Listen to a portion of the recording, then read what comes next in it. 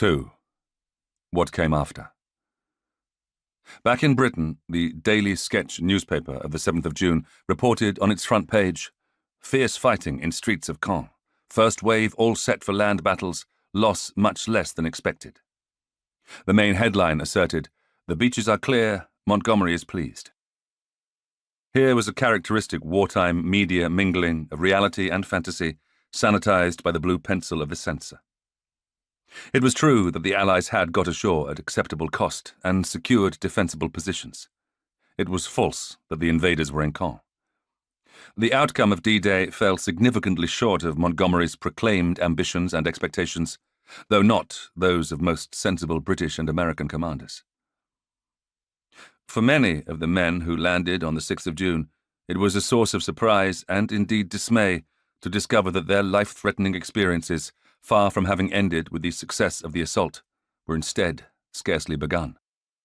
Hugh Collinson, an artillery FOO, awoke on the morning of the 7th, feeling very cheerful and starting to enjoy myself after the terrors of the previous day. His sunny spirits did not last long. He was first strafed into a ditch by Luftwaffe FW-190s, then a mortar bomb exploded in the midst of his team, wounding all of them. I lay down by the side of the road, oozing blood.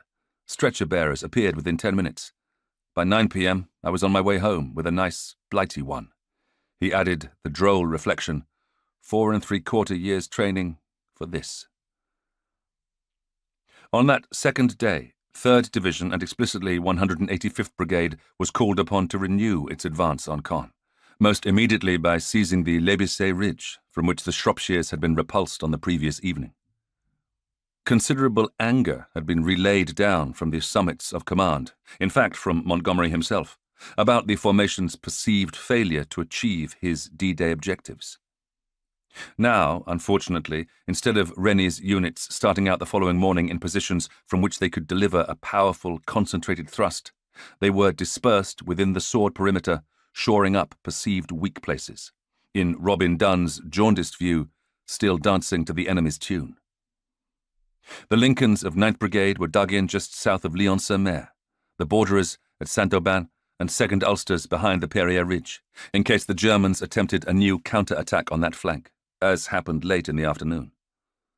Thus, only the Warwicks and Norfolks were available to renew the drive for Caen, supported by the Staffordshire Yeomanry, with the tired Shropshires in reserve. Local commanders were called upon to launch a rushed attack, during which everything possible went wrong. In the rueful words of a tank officer, it was discovered that the enemy had moved into Lebisay Wood in great force. The defending Panzer Grenadiers knew their ground, which offered excellent cover.